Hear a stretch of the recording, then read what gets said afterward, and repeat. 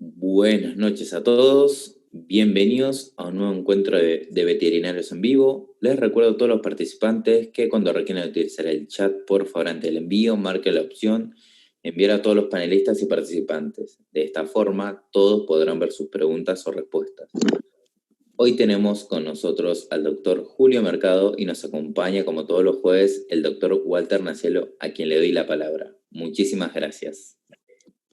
Hola, muy buenas noches a todos, muy buenas noches Julio. Primero y antes que nada, agradecerte que te hayas sumado a estos encuentros, como todos los años que siempre nos venís acompañando vos desde los inicios, de esta peña, de este rinconcito, como me gusta llamarlo a mí, que ya este año creo que es el 6º año que cumplimos. Y bueno, y vos siempre nos has apoyado contándonos tus experiencias y brindándonos tus conocimientos. Así que bueno, desde ya, muchísimas gracias Julio y adelante con tu presentación.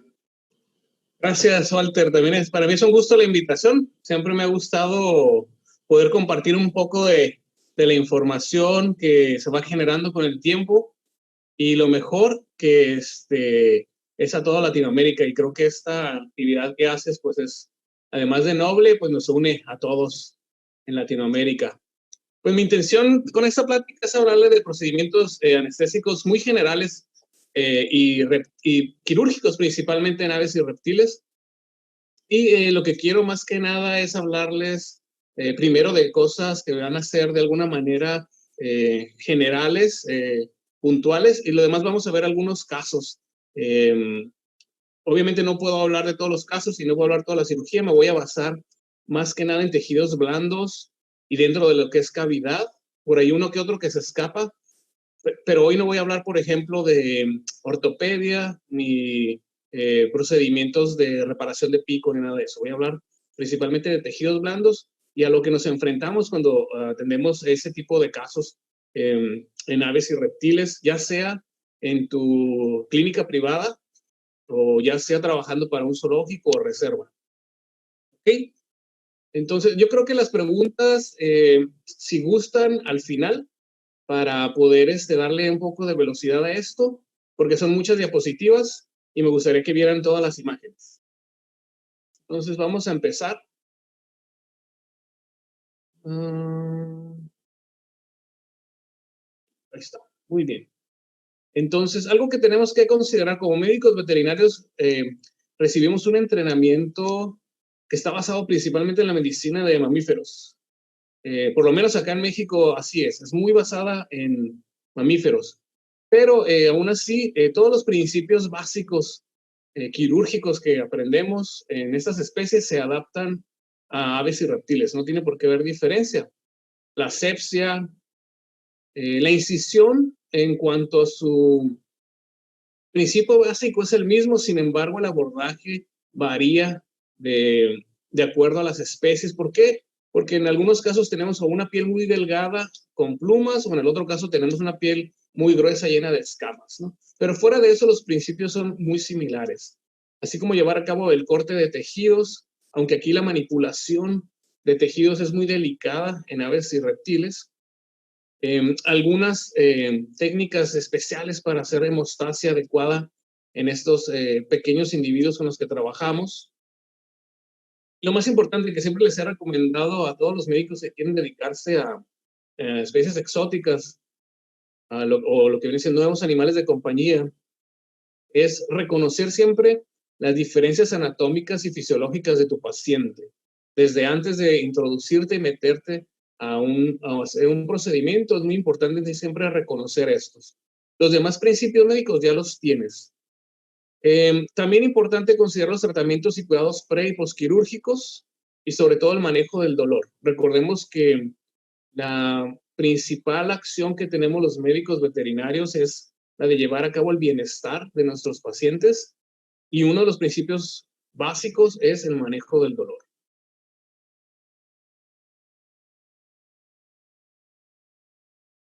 Ok. Algunas diferencias importantes a notar nada más. Voy a hablar de una manera en la que siento que ya algunos de ustedes deben de tener bases ya más comunes de lo que viene siendo la anatomía y la fisiología en aves. Entonces nada más voy a hablar de algunas cosas que son importantes para el proceso quirúrgico. Dentro de las diferencias importantes en aves, pues es obviamente la presencia de sacos aéreos, ¿no? Contamos con por lo menos 3 pares de sacos aéreos que se encuentran dentro de la cavidad celómica, ¿sí? A los cuales podemos acceder o, en su caso, a los cuales debemos de evitar, dependiendo de cuál es el procedimiento que estamos llevando a cabo. Entonces, recordemos, un factor que puede ser de beneficio o limitante en el caso de las aves es la presencia de sacos aéreos. Recordemos que las aves no tienen un diafragma, por lo tanto no hay una separación física entre lo que viene siendo la cavidad donde se alojarían solamente el corazón y los pulmones y el resto de órganos. Aquí no existe el diafragma y todo esto le llamamos un celoma, ¿ok? El acceso es muy limitado al celoma y eso está dado principalmente por el esqueleto de las aves. Ahorita voy a mostrar una figura donde vemos esa limitante, ¿no? Principalmente un esternón muy alargado. Incluso en especies como las ratites, que vienen siendo las aves corredoras, como el avestruz, el emú, el ñandú, que tienen un esternón sin quilla y sin musculatura pectoral, aún así limita mucho el poder llevar a cabo procedimientos internamente. Y en caso de especies como los pingüinos, que tienden a tener un esternón muy alargado, también casi llegando hacia el pubis. Nos limita bastante la entrada a la cavidad celómica. Y en general poseen músculos abdominales muy delgados.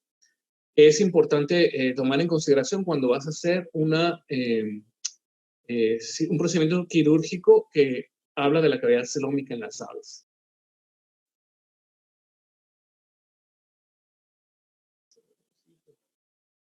Bien, lo que les mencionaba en cuanto al esqueleto, ¿no? Tenemos este esternón muy, muy prolongado, con una quilla y musculatura, no es movible, ¿sí?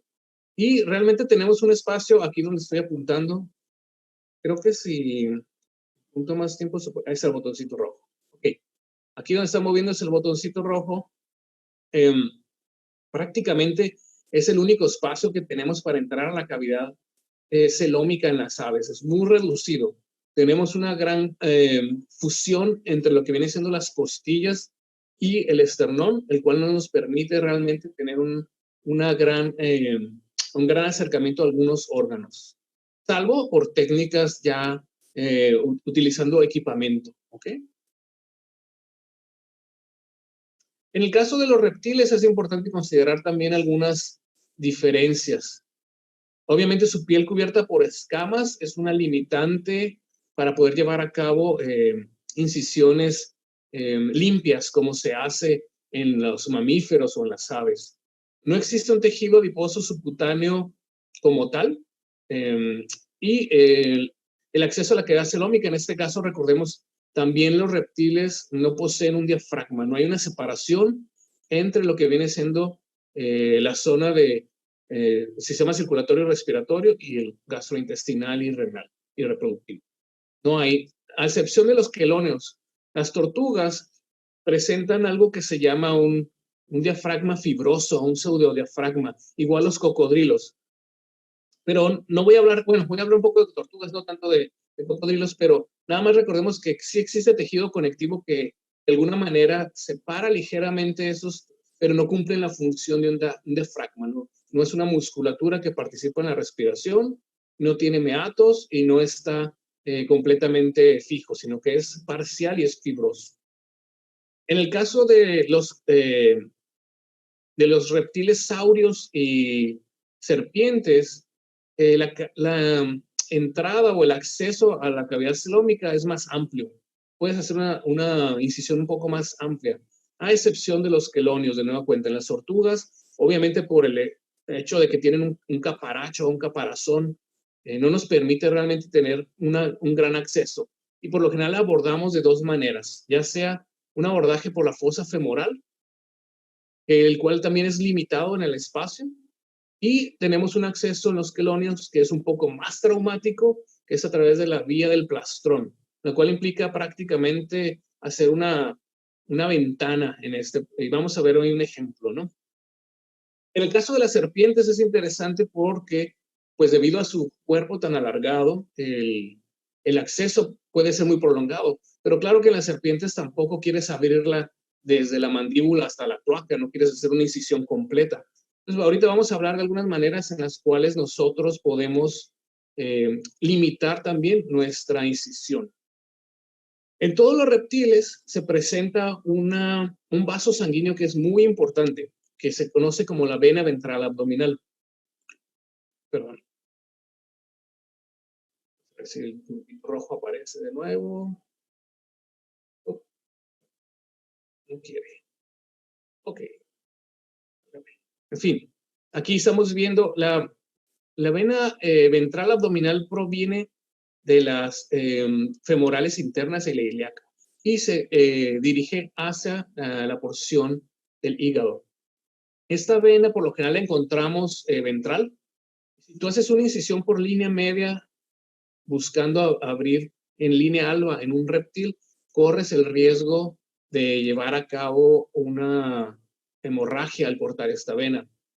La literatura nos dice que lo ideal es la incisión o el abordaje paramedial.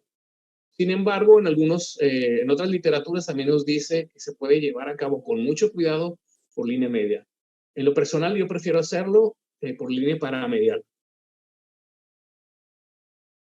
Aquí precisamente la incisión en un reptil, en un saurio, lo que queremos evitar es la vena medial ventral. Entonces hacemos más lateral y de alguna manera exploramos para asegurarnos que no vamos a incidir esta vena. El libro estoy seguro que si ya estás en esto de la medicina de animales exóticos, el libro del Dr. Mather, el de Reptile Medicine and Surgery, es el que más nos habla de las técnicas quirúrgicas. Y precisamente ahí mencionan que incluso puedes hacerla por línea media y lo recomiendan. Se dice, si llevas a cabo todos los procedimientos de cuidado, no debe de haber ningún problema. Pero en lo personal, continúo haciéndolo de manera paramedial. A lo mejor soy muy gallina, o no sé. Ok, principios. Algo que es muy importante siempre que trabajas con estas especies es tratar de maximizar el éxito de tu cirugía aplicando estos principios. Número 1 es minimizar la hemorragia. Para nosotros, cuando vemos una hemorragia en un ave pequeña o en un reptil, podemos pensar que es una gota o es 1 mililitro. No representa gran cosa. Pero para el volumen sanguíneo de un animal de un tamaño pequeño, representa un volumen sanguíneo muy grande. Entonces, manipular con delicadeza los tejidos, manipular con delicadeza los vasos sanguíneos y hacer los cortes ideales es muy importante. También el tiempo anestésico. Si algunos de ustedes ya han trabajado con esas especies, se van a dar cuenta qué frustrante es en ocasiones estar haciendo un procedimiento de estos y estarlo terminando y se muere el paciente. En ocasiones porque no podemos colocar simplemente un tubo endotraqueal en un animal tan pequeñito o simplemente porque manipular la profundización anestésica o el dolor en algunas de esas especies lo hace más complicado o si hay alguna enfermedad concomitante, ¿no? Entonces, aunque nunca he estado de acuerdo en que el cirujano debe de ser rápido o que un cirujano rápido es mejor que uno lento, pero en este caso es muy importante minimizar el tiempo anestésico lo mayor posible, ¿no? Y obviamente el monitoreo del paciente y las complicaciones que puedan venir. Y como les comento, en ocasiones es bien frustrante que haces una cirugía de éxito, incluso de anestesia con éxito, de recuperación anestésica, y por alguna otra complicación el paciente fallece. Entonces el apoyo posquirúrgico y sobre todo la analgesia es muy importante considerarla cuando trabajas con esas especies. ¿Sí? Con todas, pero en particular aquí debes de tenerlo muy bien en tu mente. ¿Cómo minimizamos la hemorragia? Bueno, hay muchas maneras de minimizar la hemorragia, pero una es teniendo el instrumental adecuado. Cuando vas a trabajar con especies pequeñas, es muy importante que tengas instrumental oftálmico o microquirúrgico. Nosotros, este es nuestro paquete de instrumental quirúrgico que utilizamos, principalmente para aves o reptiles o incluso otros mamíferos pequeños. ¿Sí?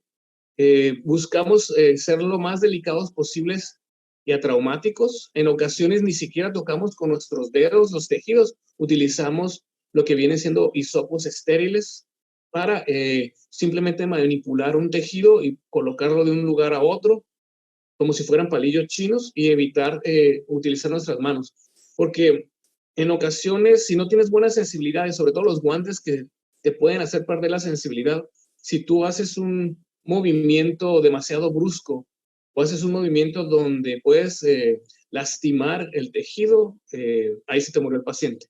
Entonces debes de tener mucho cuidado. Otra parte importante del equipamiento es tener binoculares o microscopios quirúrgicos, que trabajas con animales muy, muy pequeños, eso es muy importante. Y cómo puedes llevar a cabo la hemostasia. Además de tener tus pinzas hemostáticas pequeñas, lo que más recomendamos es el uso de la radiocirugía o los clips vasculares. Y les traía un ejemplo de estos. Claro, utilizar también suturas de numeración muy pequeña, oftálmica casi, para poder llevar a cabo nuestras suturas de manera correcta. Se debe tener cuidado cuando utilizas suturas muy delgadas, porque en ocasiones, al hacer tú la fuerza de tu nudo, pueden cortar el tejido. Lo laceras en lugar de realmente fijar un nudo, puedes lacerar. Son tan delgadas que pueden cortar. Entonces debes de tener cuidado también. En lo personal utilizamos las suturas, pero preferimos en ocasiones la radiocirugía y los clips vasculares. Estos son los clips vasculares, aquí están. Realmente es un hemoclip. El hemoclip lo que haces es que, me imagino que a lo mejor los tienen, aquí se está haciendo muy difícil conseguirlos en México, porque originalmente se hacían de acero inoxidable, son de uso humano, pero hubo respuestas de rechazo en humanos con el acero inoxidable y comenzaron a hacerlos de titanio, y el precio se disparó.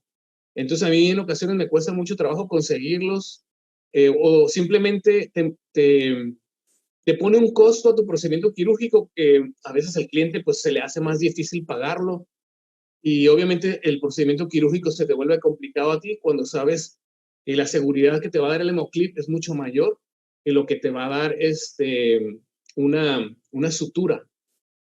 Entonces, aquí a veces lo que he conseguido con suerte es con algunos médicos conocidos, cirujanos, donde sobran algunas, el cassette viene incompleto, y yo lo reesterilizo, y raramente en eBay sale alguna oferta por ahí, y como yo vivo en México, pero pegado a la frontera, de hecho estoy a 50 metros de la barda que nos puso, del cerco que nos puso Trump, pero estoy hasta el puro norte de México. A veces se nos facilita conseguir de Estados Unidos algunas cosas a través de eBay, y en ocasiones encuentro buenas ofertas, entonces me hago de algunos de estos, pero cuando no, pues regreso a las suturas, porque como les digo, el precio acá se ha vuelto muy prohibitivo de los hemoclips. Y existen algunos pequeños, ¿sí? Y existen unos ya un poco más grandes, están codificados con color, como ven aquí, y el color te dice el tamaño de la grapa. Y hay tanto rectos como hay curvos, porque hay ocasiones que en algunas especies no puedes acceder por su tamaño precisamente de manera directa, entonces utilizamos los curvos para acceder a ellos. Algo que me faltó mencionar en cuanto al instrumental, si se hacen de instrumental oftálmico, los separadores de párpados les pueden servir en animales pequeñitos como separadores abdominales. Algunos son un poquito agresivos con los dientes, pero sobre todo cuando no tienes asistencia y tienes que trabajar solo, los puedes utilizar y te funcionan muy bien. Algunos instrumentos también pequeñitos para poder, como les digo, manipular algunos tejidos sin utilizar tus dedos para evitar lastimar los tejidos. ¿Okay? La radiocirugía, pues es quizás una de las más importantes herramientas que nosotros utilizamos cuando trabajamos con aves y reptiles, porque lo que queremos principalmente es utilizar algo que nos permita el menor sangrado posible. Y estos, bueno, ustedes deben de conocerlos, obviamente. Tienes que generar un circuito con un tapete prácticamente que va en la parte de contacto con un gel hacia lo que viene siendo el paciente, y posteriormente cierras el circuito con tu lápiz, con tu punta, y en ese caso puedes llevar a cabo corte, coagulación 1 o 2 en distintos niveles. Nosotros lo utilizamos bastante. Hay distintas puntas también que puedes utilizar. Lo que sí debes de tener mucho cuidado, o la recomendación es empezar desde lo más bajo posible e ir subiendo poco a poco, porque si utilizas una frecuencia muy elevada, sí puedes llegar a quemar los tejidos e incluso lastimar a tu paciente. Entonces, procuramos empezar en algo bajo y vamos moderando hacia arriba lo que viene siendo la intensidad de la corriente eléctrica, para poder, de alguna manera, encontrar el punto donde nos permita ya sea hacer el corte o llevar a cabo la coagulación. Entonces, esa es una herramienta muy importante que debes de tener si te vas a dedicar a llevar a cabo cirugías en estas especies. Bien, el abordaje en aves. Hay varios abordajes. Uno en particular es para llevar a cabo la cilioctomía lateral izquierda. Este procedimiento lo hacemos principalmente para las castraciones en aves, aunque te permite también acceder al proventrículo y al ventrículo en algunos casos. Se coloca el ave en decúbito lateral derecho y las alas se extienden dorsalmente. La pierna izquierda es dirigida ligeramente hacia adelante y se hace una incisión. Ahorita voy a mostrar dónde. En lo particular, no lo hago con frecuencia esta cirugía. Es sumamente traumática porque incluso tienes que llevar a cabo el corte de una arteria y una vena, que es la femoral, aunque existen otras ramas que eventualmente le van a ayudar a ese tejido a sanar. Pero tienes que hacer un gran corte de músculos abdominales, transversales, internos y externos. Y también, ¿sí me están escuchando? Veo que alguna persona menciona que no tiene audio. ¿Los demás sí me escuchan? Ok. Bien. Bien. Entonces, eso es algo de la computadora de esta persona. Entonces, como les mencionaba, además tienes que cortar una costilla para poder entrar y tener un mayor campo de visualización. Y en lo particular, siento yo que es un proceso muy traumático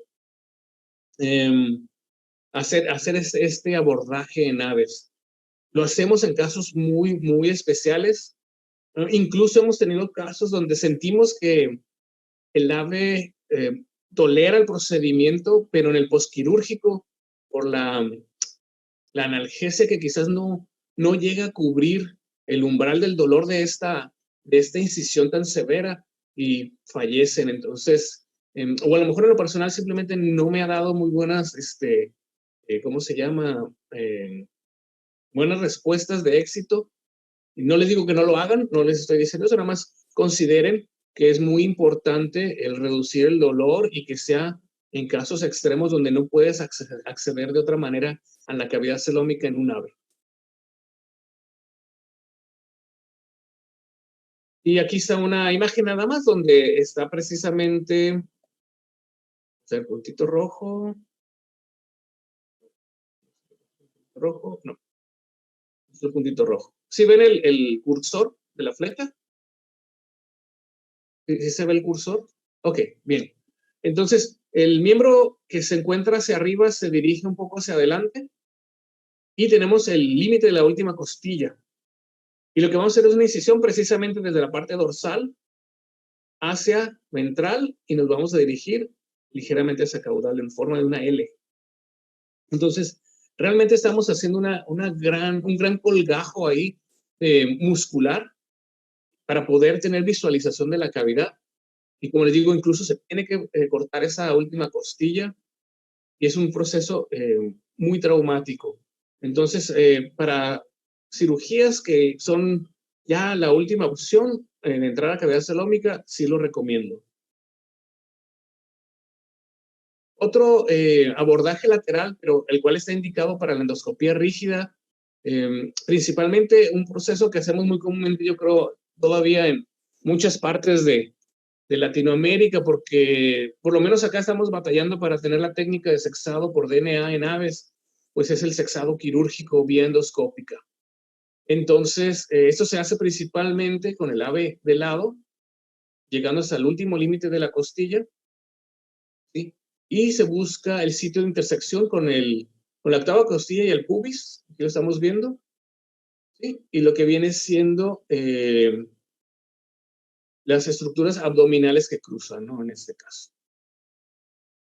Existen otros puntos, como pueden ver acá, existe algún par de sitios de endoscopía pericloacal, incluso intercostal, algunos incluso dorsales intercostales para llegar a pulmones, o también lo que vienen siendo de tipo cercano al esternón, lo que viene siendo el piso del esternón, cuando quieres alcanzar el hígado.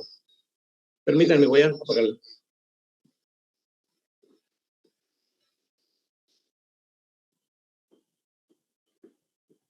El otro teléfono. Bien, la técnica endoscópica en aves es muy, muy frecuente, muy común, lo hacemos nosotros, y ahorita incluso estamos haciendo un estudio en una especie aquí en el zoológico de Mexicali, y estamos haciendo endoscopías todos los días. Permítanme.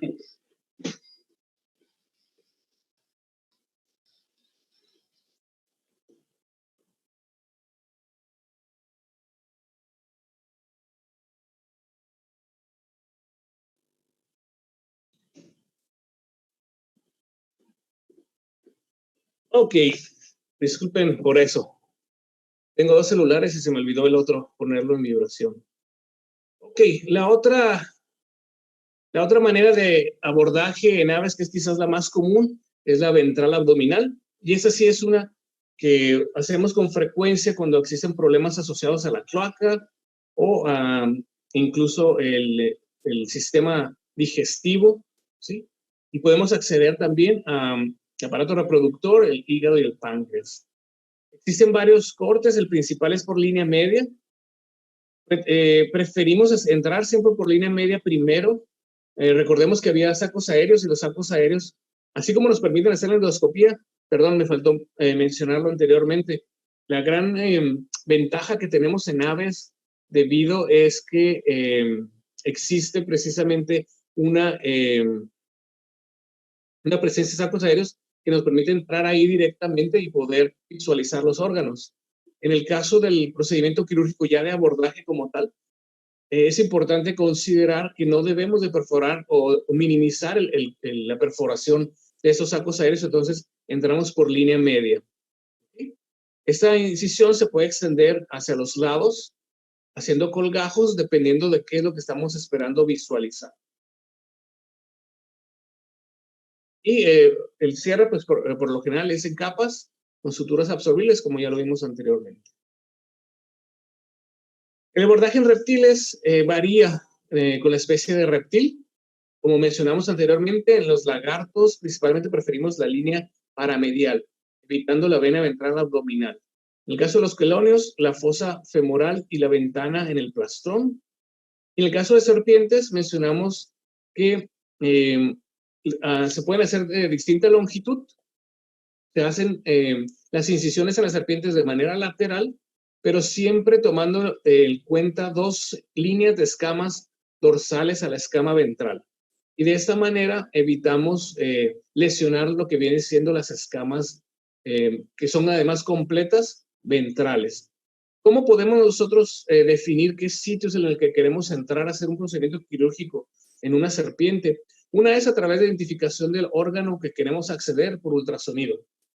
Pero si no tenemos acceso a esto, existen unas tablas de medición. Estas las puedes encontrar en el libro de Fowler, Current Therapy 4, Zoo and Wild Animal Medicine. Puedes encontrarlo. Ese libro, el libro tiene un capítulo donde te dice ahí exactamente dónde vas a incidir para poder reconocer en dónde están los tejidos. ¿Okay? Déjenme ver si no les mentí. Seguro que es este. Seguro que es este. Y es la gran ventaja de poder acceder de esa manera es que nada más tienes que, no necesitas más que una cinta métrica. Utilizas una cinta métrica y, y puedes reconocer en qué sitio se encuentran algunas especies. Entonces, es un libro un tanto ya viejo, ¿sí? Pero nos dice precisamente dónde podemos entrar. Entonces, si no tienes acceso a ultrasonido, puedes utilizar las tablas de este libro, ¿ok? Bien. Me dice dejar por escrito el nombre del libro. Sí, ahorita lo escribimos de una vez.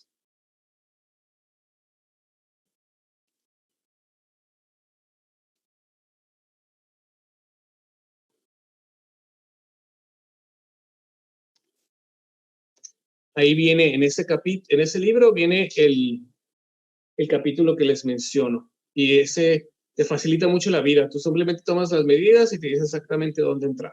¿Ok? Bueno. Aquí estamos viendo un ejemplo de una ventana en el plastrón de una tortuga de espuelas o sulcata. Y que es uno de los accesos. Es muy traumático porque prácticamente tienes que romper la queratina y el hueso que conforma el plastrón para poder entrar a la cavidad. Y a pesar de que generas una ventana, existe de todos modos limitación en cuanto a los tejidos que puedas manipular. Aquí es lo que viene siendo igual una de la misma especie, tortuga sulcata o de espuelas, pero en este caso la incisión a través de lo que viene siendo la fosa femoral. De nueva cuenta, acceder a la fosa femoral también es limitante por el espacio. Incluso pues va a depender del tamaño de tu tortuga. Si estás trabajando quizás con una Galápagos, quizás tengas acceso a un espacio muy grande. Pero cuando trabajas con tortugas de oreja roja pequeñitas, pues es muy difícil. Aquí estamos haciendo una esterilización de una boa y estamos utilizando precisamente los hemoclips. Se debe tener mucho cuidado. Aquí esta vena precisamente, ¿sí?, se encuentra irrigando a todo el ovario. El ovario no se encuentra en la serpiente en un solo sitio, sino se encuentra en un proceso de longitud, en un ligamento. Tienes que ir con cuidado llevando a cabo la hemostasia con tus hemoclips para ir separando este tejido. Muy bien, voy a hablar un poco sobre analgesia. Lo más importante que consideramos nosotros, ya que existen pocos estudios, existen algunos estudios que nos hablan acerca de la analgesia en las aves y los reptiles. Lo que sabemos es que ellos responden mejor a los opioides. Sin embargo, conseguir opioides no siempre es fácil. Y además los opioides, manejarlos en tu clínica tienen riesgo también, costos, ¿no? Entonces, nosotros preferimos utilizar el concepto de analgesia multimodal. Nosotros queremos atacar el dolor en todos los puntos posibles. Entonces, por lo general, utilizamos un AINE.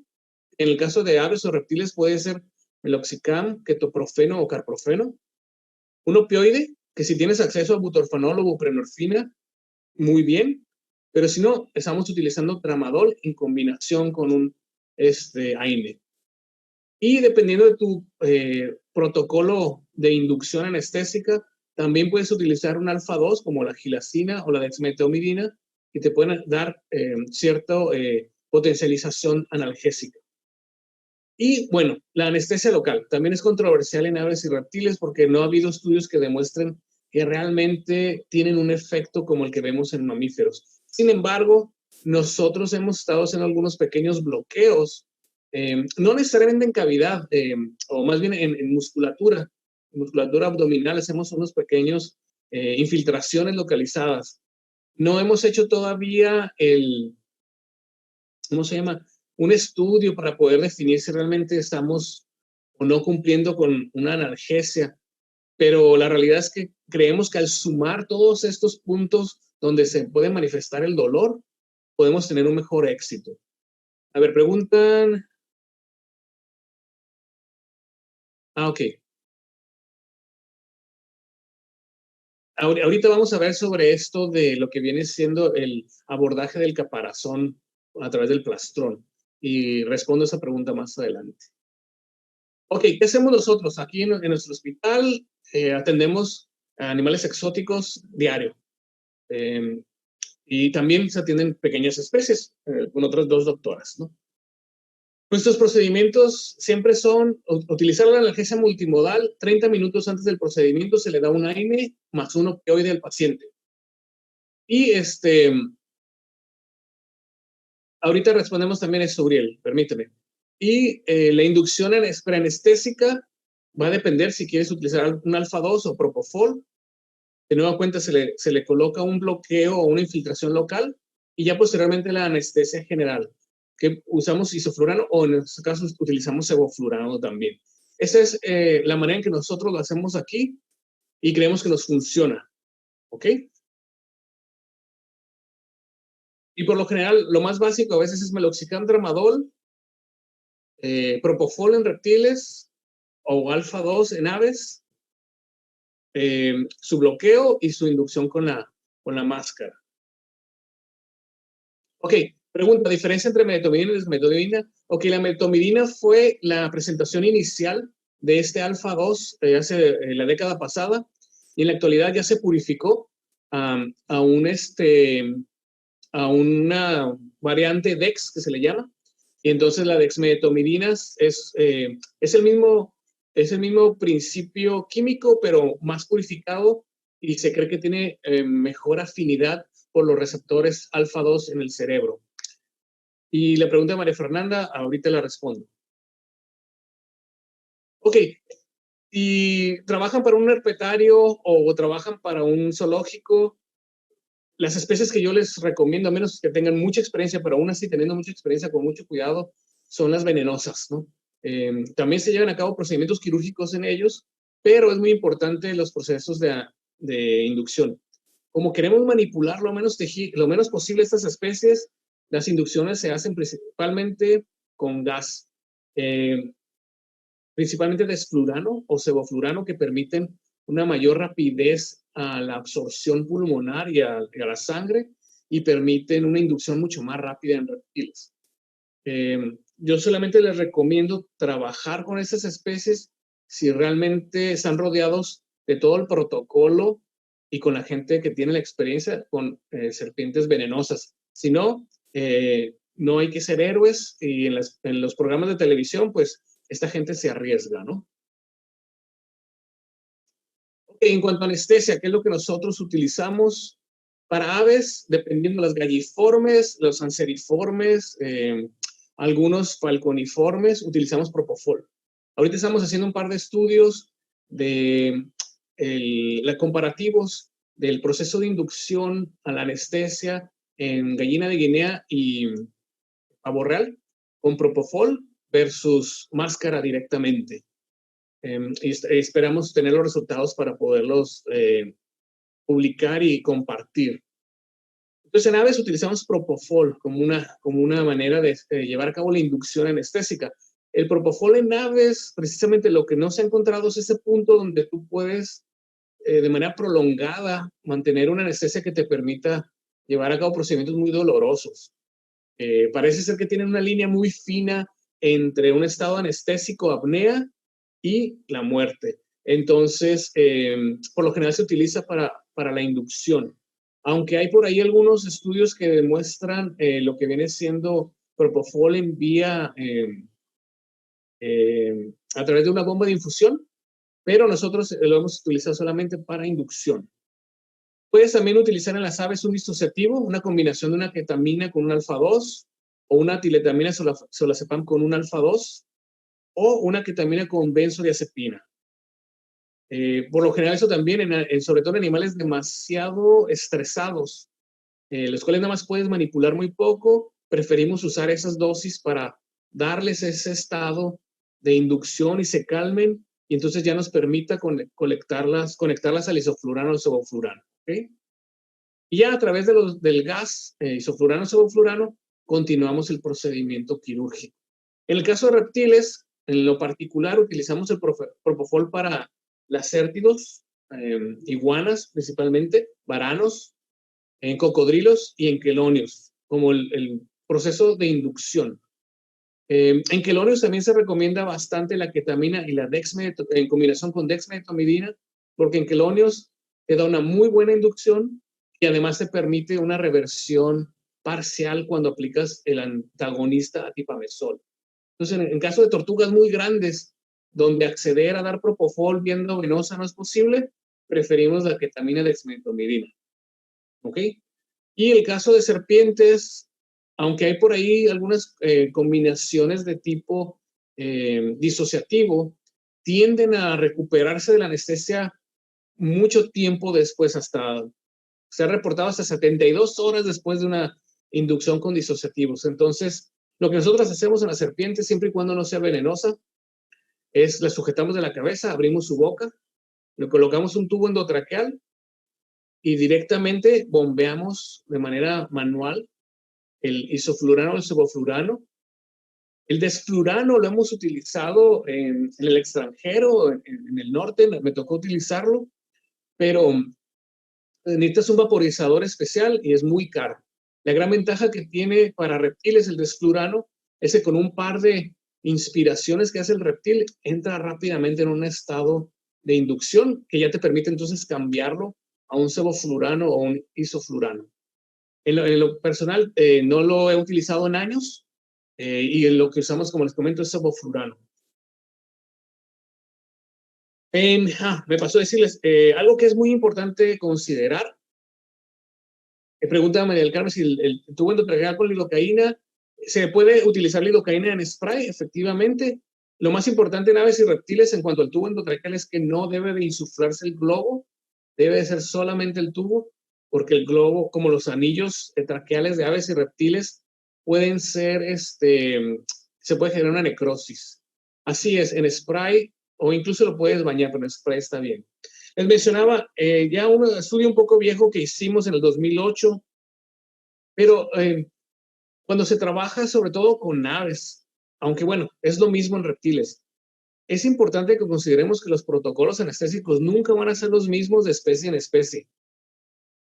Aquí encontramos con este estudio que efectivamente esa especie Rhincopsita paquirrinca, su MAC o CAM de anestesia con isoflurano era mucho menor que el reportado en otras especies. Entonces se debe tener cuidado. Algunos compañeros médicos me dicen, ¿sabes qué? Yo no trabajo con aves porque se me mueren, aún con anestesia inhalada, me da miedo, no quiero trabajar con ellos. Y eso puede ser simplemente porque a lo mejor estamos tratando con un ave donde el CAM es mucho más bajo que el de otras especies en la literatura. Y como no se tiene el CAM y los estudios para todas las especies, pues obviamente eso nos limita. Por ejemplo, hay especies como los pelícanos o los calaos, de manera observacional les puedo decir que siento que requieren un CAM o que tienen un CAM mucho más elevado que otras especies. Y hemos divagado y preguntado que si es esto relacionado a que ellos tienen una gran cantidad de sacos aéreos subcutáneos, que quizás la distribución del gas es mucho más amplia y requieren, para llegar a cabo su saturación total, mayor gas, mayor porcentaje de isoflurano. Igual no hemos tenido la capacidad o el número de individuos para hacer estudios de este tipo, pero observacionalmente nos hemos dado cuenta que estas especies que tienen gran cantidad de sacos aéreos subcutáneos tienden a tener CAMs más elevados. Muy bien, voy a empezar con algunos casos y ahí, María del Carmen, creo que voy a poder responder más adelante lo del el por qué quizás no se rechazó la ventana del plastrón. Muy bien. Este caso incluso es de ayer. Ayer tuvimos este paciente. Este paciente, cuando lo vimos originalmente, la historia es que tenía mucho tiempo colocando huevos que ya se había herniado anteriormente y que se había intentado reparar la hernia, pero se hizo mucho más grande y que el ave ya estaba teniendo dificultad para defecar. Entonces, ¿en qué puedes pensar cuando ves una ave de este tipo? Puedes pensar en una hernia, una distensión o un sáculo del parche de incubación. Puedes pensar en una neoplasia, como un lipoma o algún otro tipo de neoplasia. O puedes pensar también en un problema de oviducto, una éstasis de huevo, una ovoestasis, ¿ok? Todos estos están relacionados. Cuando nosotros hicimos la palpación de este tejido, nos dimos cuenta que parecía aire, más bien lo que vi ahí. Entonces procedimos al procedimiento quirúrgico, inducimos con ketamina y gilacina primeramente, y posteriormente mantuvimos, como no pudimos colocar un endotraqueal, no le hagan mucho caso a mis máscaras hechizas para animales pequeñitos, ¿sí? Pero lo mantuvimos con sevoflurano. Y lo que hicimos fue monitorear con un pulsoxímetro en su pata. La asepsia la llevamos de la misma manera y al hacer la incisión nos dimos cuenta que lo que era no era más que una distensión del abdomen, de los músculos abdominales en conjunto con el parche, que viene siendo el parche de incubación distendido. Pero lo que nos llamó la atención es que había perforación de los sacos aéreos. Los sacos aéreos abdominales no se encontraban presentes. Y la razón por la que estaba quizás más insuflado esto o creció tanto fue por la misma cantidad de aire que estuvo ahí, ¿no?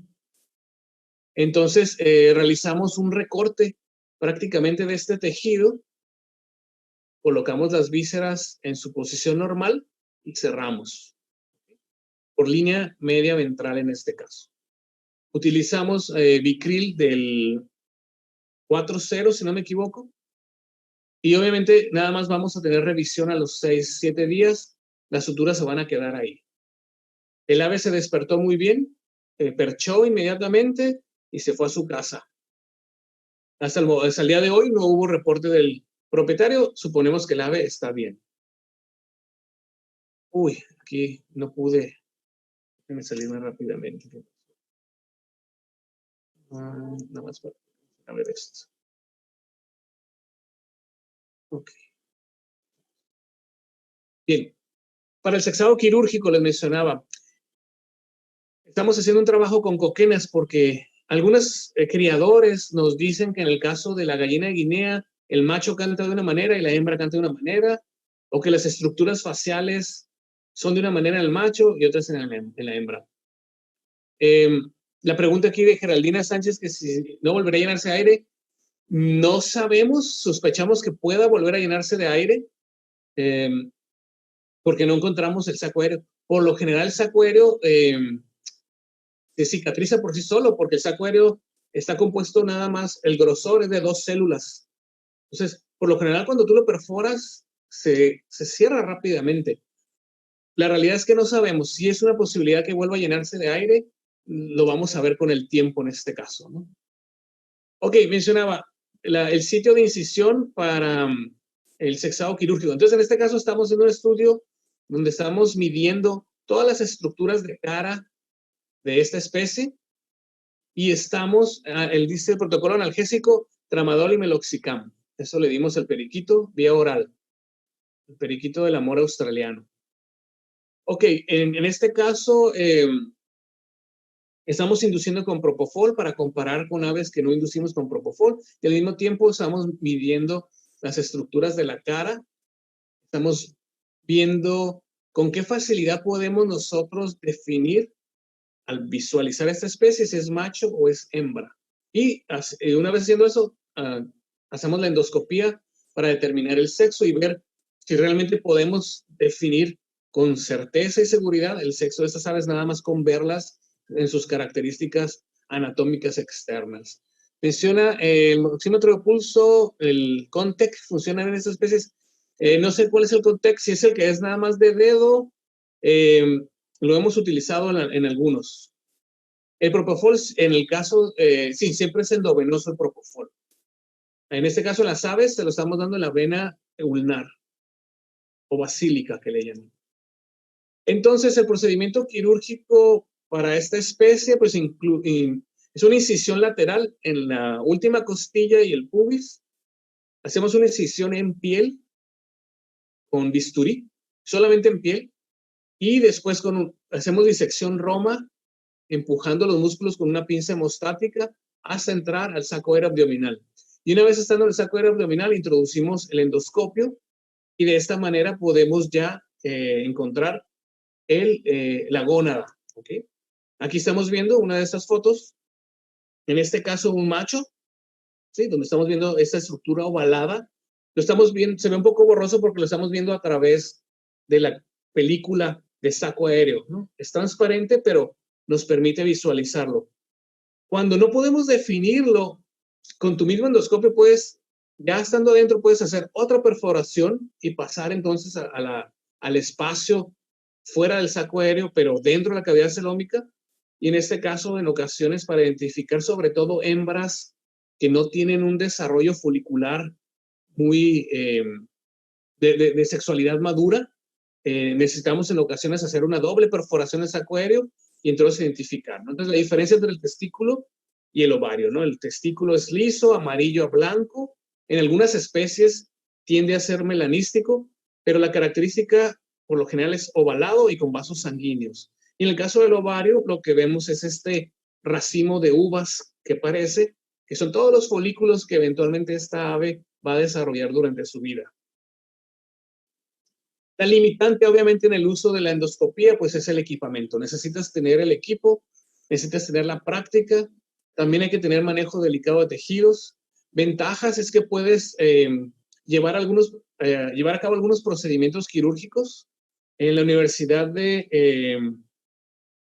Georgia, el doctor Steven Divers es uno de los endoscopistas más reconocidos y ya realizan procedimientos quirúrgicos donde ya no necesitan más que utilizar endoscopía. Pero obviamente tienen todos los juguetes para poder practicar con ellos. Lo que nosotros en ocasiones hacemos cuando queremos tomar biopsias y no tenemos la manga ni la pinza flexible, utilizamos una pinza de lagarto larga y la pasamos por un lado del endoscopio hacia el sitio donde estamos viendo el endoscopio y podemos tomar una pequeña biopsia de algún tejido. Y aquí nada más lo que hay que tener cuidado es la cicatrización. ¿Cierto? Bueno, ahorita les hablo de esto. En este caso, precisamente, trabajando con pequeños pingüinos azules de Australia, donde queríamos tomar muestras de biopsias hepáticas, inducimos directamente con máscara, se colocó la sonda endotraqueal, pero notamos que el espacio que nos da un pingüino para entrar a hacer una incisión vía media es muy limitada, entonces decidimos usar endoscopía. La otra desventaja es que el pingüino en particular tiene una gran capa de grasa subcutánea, entonces también te dificulta un tanto el trabajar en un espacio muy reducido y muy graso. Entonces preferimos usar el endoscopio para poder alcanzar hasta lo que viene siendo el hígado. Además, el hígado, el esternón es muy largo y el hígado se encuentra mucho más arriba. Entonces teníamos forzosamente que entrar con un endoscopio. Cuando tomas biopsias de hígado, es importante considerar que vas a tener una hemorragia.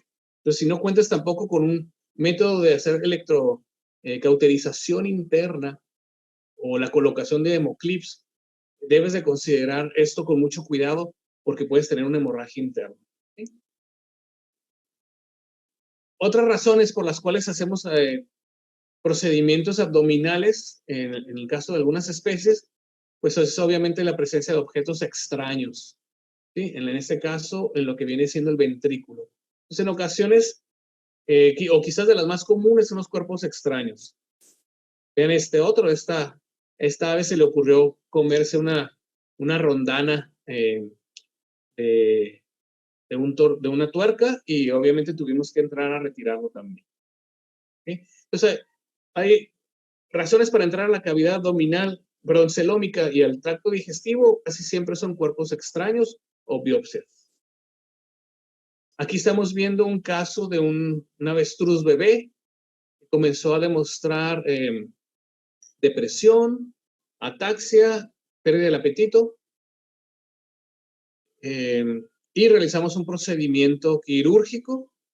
Creo que aquí me faltó una radiografía, pero entramos a lo que viene siendo el proventrículo.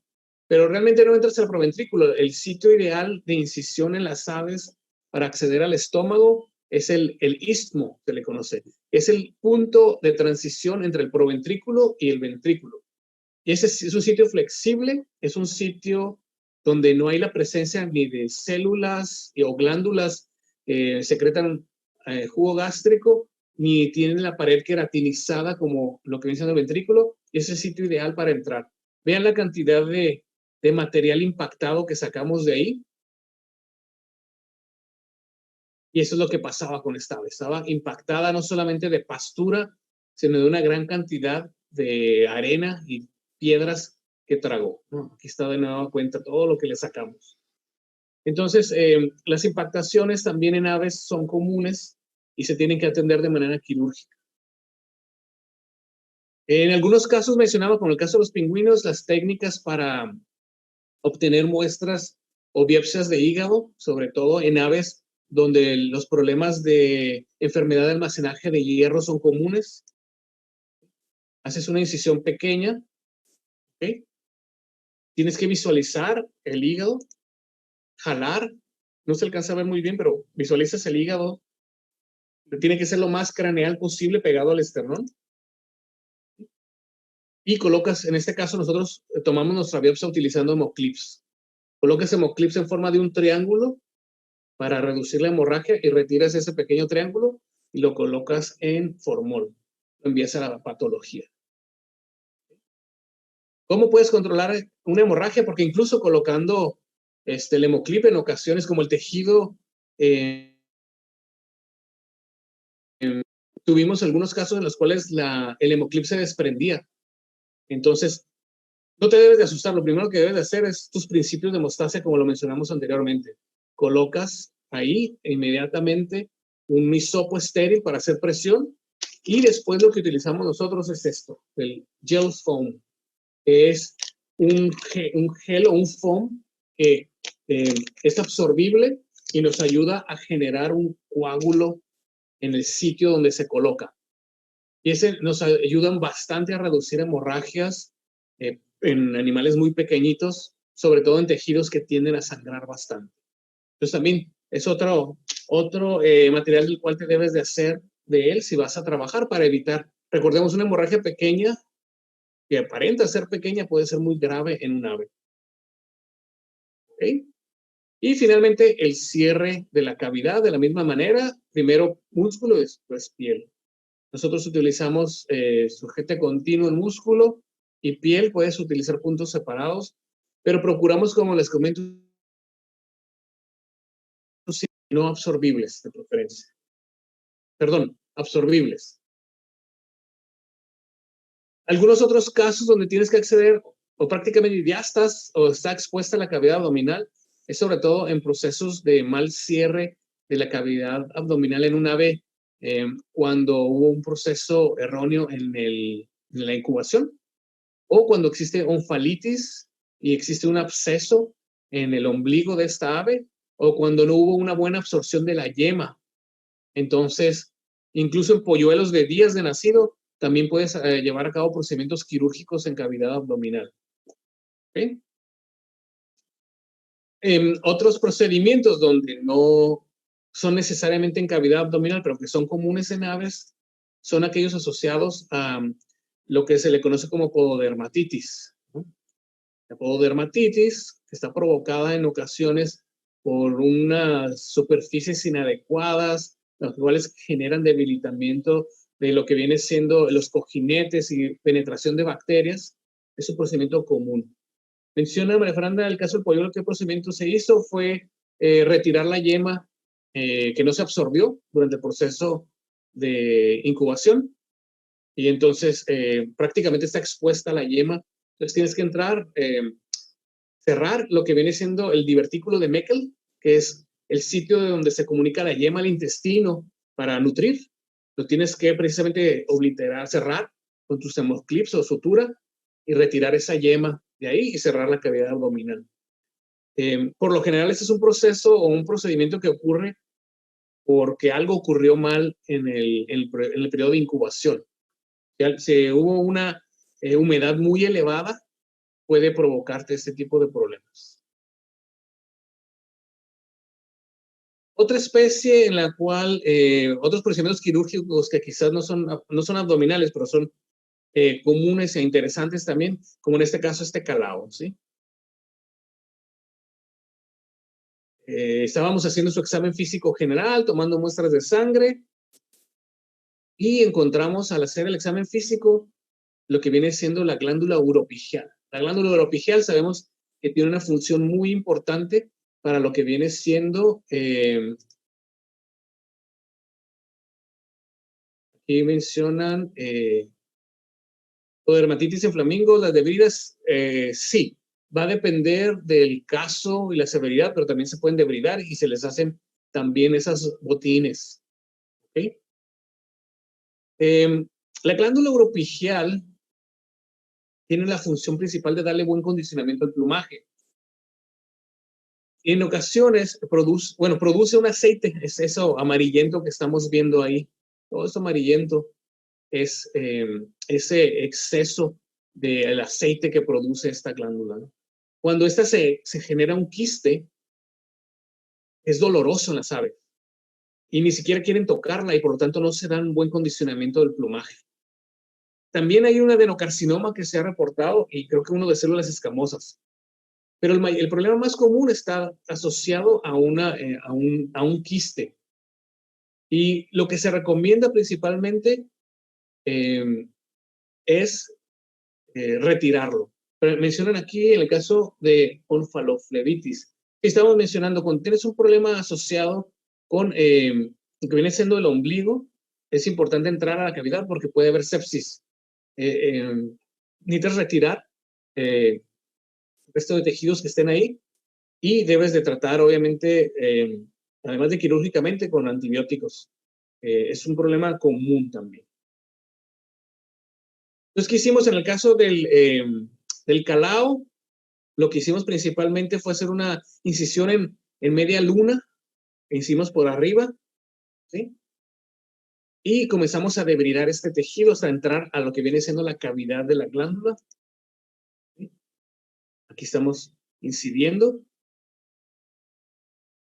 Y encontramos este material ahí concentrado. Parecía, obviamente, cera. Cera que una vez fue derretida y se solidificó de nuevo.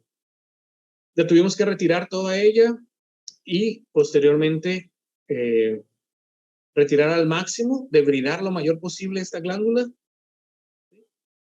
lavar muy bien para permitirle que pueda recuperar de nuevo su forma y pueda otra vez tener la capacidad de producir y pasar a través de sus conductos hacia la parte externa, que es donde toma el ave el aceite. ¿Okay? Y de la misma manera, la sutura simplemente fue cerrando la glándula y posteriormente la piel. Se presenta en todo tipo de calaos, y en otras especies también, pero en los calaos en particular parece ser un problema común en cautiverio. Bien, voy a hablar un poco de reptiles ahora, algunas de las experiencias, en este caso un dragón barbudo que se presenta con anorexia, distensión abdominal. Al hacer el ultrasonido, recidivas, no sé qué son recidivas. ¿Si me explicas, Violeta? Ya. Que reincidan. Sí, definitivamente pueden reincidir los problemas, pueden reincidir definitivamente los problemas de glándula uropigial cuando se corrigió el problema del quiste, pero no del conducto. Entonces, parte muy importante del procedimiento es destapar esos conductos físicamente con un catéter y además dar analgesia y obviamente antiinflamatorios. Pero sí, sí hay tendencia a reincidir siempre y cuando no se corrija el otro problema. Bien. el tiempo es variable. Y lo otro es que el problema en quistes de la glándula oropigial se encuentra asociado también a problemas nutricionales. Entonces se recomienda dar terapia de vitamina A, vitamina E, junto con los antiinflamatorios y el procedimiento quirúrgico. Es una recomendación que se hace para ver un mejor éxito en la recuperación y disminuir la reincidencia. Ok, reptiles. Aquí hay otra pregunta. ¿Será la glándula se deja alguna abertura? No, la glándula se cierra completamente porque no estás entrando por los conductos externos, sino estás entrando por la parte periférica de la glándula. Precisamente lo que quieres evitar tú es lastimar esos conductos porque son conductos muy pequeños y si los llegas a lastimar o inflamar, se van a cerrar, te va a generar el problema. Entonces, la glándula no se debe de incidir por el conducto, sino al contrario, por eso la incisión en media luna. ¿Qué vemos aquí en esta imagen de ultrasonido de este dragón barbudo? Pues la presencia de lo que viene siendo producto de gónadas, en este caso ya huevos y lo que viene siendo algunas yemas ahí. Bueno, la yema por lo general se ve más oscura, pero aquí ya sabemos que existe un problema reproductivo en este reptil. Los problemas reproductivos en reptiles son comunes en cautiverio cuando la dieta y lo que viene siendo el ciclo circadiano no es correcto. Si existe un mal manejo del fotoperiodo en los reptiles, va a haber problemas reproductivos. Dice que antisépticos usados generalmente en veterinaria son tóxicos o contraindicados. Antisépticos tóxicos. Mejor te digo lo que usamos. Por lo menos en piel, como antiséptico, puedes utilizar clorhexidina, puedes utilizar yodo, siempre y cuando esté en una dilución correcta. Son los que utilizamos principalmente. No hemos visto toxicidad.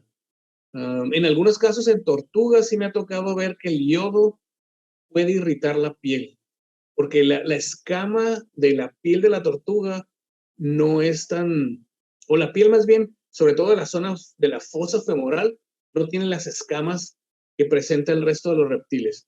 Entonces, creo que ahí la dilución, la misma que utilizamos para mascotas, que la clorhexidina, pues ya la tenemos preparada, el yodo creo que es al 4, al 7% nada más. ¿Okay? Aquí estamos, a este reptil, ¿cómo lo inducimos a la anestesia? Principalmente con propofol viendo venosa en la vena coxígea ventral. Y después se coloca una sonda endotraqueal y se mantiene con isoflurano. Se hace una incisión paramedial y aquí lo que estamos viendo es precisamente ese material que observamos en ultrasonido. ¿Sí? Esto que estamos viendo aquí son los cuerpos grasos. Recordemos que los reptiles no almacenan grasa vía subcutánea, ni perirrenal, ni pericardíaca. Encuentran dos cuerpos grasos que es donde, aquí dice Julio Álvarez, recomienda el 2% en eufalitis de neonatos, el yodo. Muy bien. Entonces no se debe de confundir este tejido como un tejido asociado al aparato reproductor o una patología. Esto es normal. Y en algunos casos lo vamos a ver, sobre todo si el animal se alimenta de carotenos en grandes cantidades, se le tiende a dar zanahoria rallada a estos reptiles, pues va a ser muy anaranjada, como en este caso. Mencionan que si no hay problemas con el sistema porte renal al inyectar propofol en la vena coxígea, no hemos visto problemas. Está recomendado. Sí, no, problemas asociados al sistema porte renal no, porque principalmente su metabolismo es hepático. Entonces, parece ser, además la proteína a la que va unido el propofol es muy grande, entonces no es eliminado directamente por el riñón, sino que entra de todos modos a la circulación general y pasa al hígado. Quedamos en que las preguntas eran al final. También el tejido adiposo en iguanas, sí, también en iguanas se presenta. Entonces, ¿qué es lo que hicimos? Removimos este tejido ¿sí? Pero además de que encontramos el útero con ovostasis o el ovario, en su caso, muy desarrollado con folículos, retiramos una gran cantidad de huevos que se encontraban en éstasis, ¿sí? Y aquí está el ovario. En ocasiones puedes, cuando vas a hacer una castración, una esterilización en un reptil, puedes retirar el ovario, pero puedes retirar el ovario y no forzosamente retirar el útero. Lo que se ha visto es que si tú retiras el ovario, el útero, el tejido del útero tiende a reabsorberse, se atrofia. Aquí no vemos las piómetras ni las mucometras como los vemos en algunos mamíferos. Lo que sí es que no puedes dejar el ovario nada más. Si vas a hacer el retiro ya total, lo que tienes que hacer es retirar el ovario. ¿Cómo hago la incisión en un reptil que tiene su piel muy escamosa? La verdad es que de nada te sirve pasarle un bisturí. Lo que hacemos es que levantamos con una pinza de disección una pequeña carpa de circo o una casa de campaña en la piel. Hacemos un pequeño corte con la tijera. Y ya de ahí seguimos con la tijera de manera paramedial, solamente piel. Debes de tener cuidado porque la piel y la cavidad muscular están íntimamente asociados. Y recordemos que la vena ventral abdominal está por ahí. Aunque lo hacemos paramedial, debes de tener cierto cuidado. Entonces, por lo general, corto primero piel y posteriormente ya puedo utilizar mi bisturí en músculos o una tijera fina.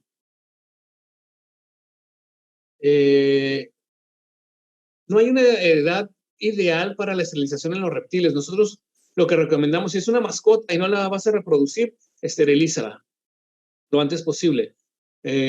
Claro, mientras más grande es el reptil, menor dificultad vas a tener para llevar a cabo el proceso. Tampoco quieres estar haciendo esterilizaciones en reptiles muy pequeñitos. Se pueden hacer, pero va a ser difícil. Entonces, ya que alcanzan un estado adulto, digamos, o un tamaño adulto, creo yo que es el mejor momento de esterilizarlos. ¿Sí?